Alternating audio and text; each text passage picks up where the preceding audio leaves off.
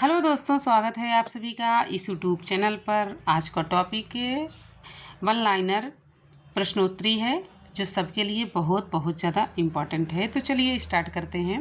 हिंदी साहित्य के प्रारंभिक इतिहासकार मिश्र बंधुओं द्वारा लिखित 4 खंडों की रचना है। 4 खंडों की रचना है, किसकी है? मिश्र बंधु विनोद जी की है।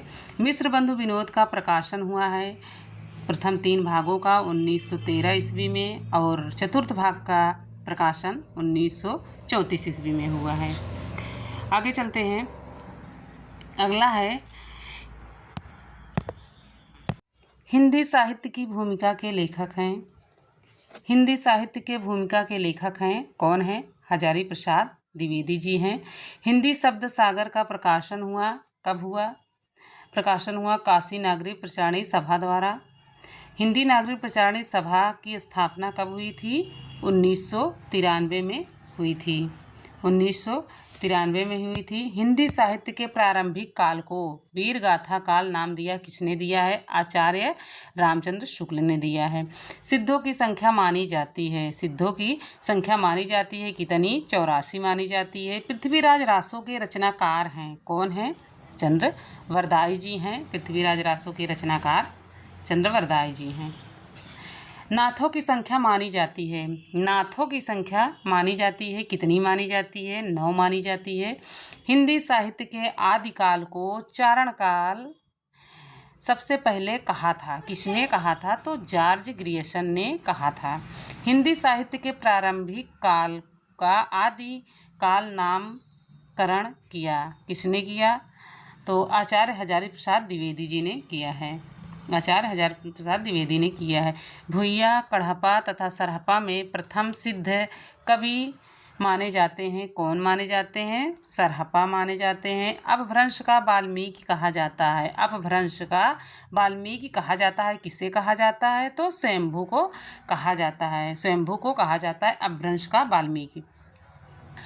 खुसरो अमीर खुसरो की रचना, खुसरो अमीर खुसरो की रचना खालिक बारी है, खालिक बारी है, एक कोश ग्रंथ है। आगे चलते हैं।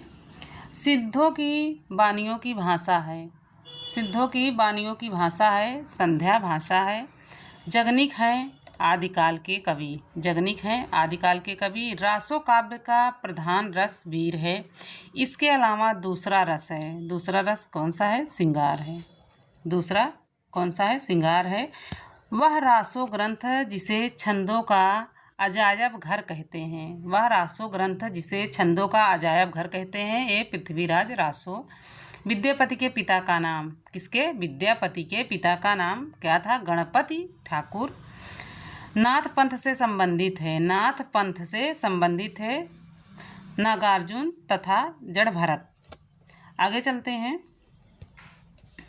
विद्यापति की भाषा थी, विद्यापति की भाषा थी, विद्यापति की कौन सी भाषा थी?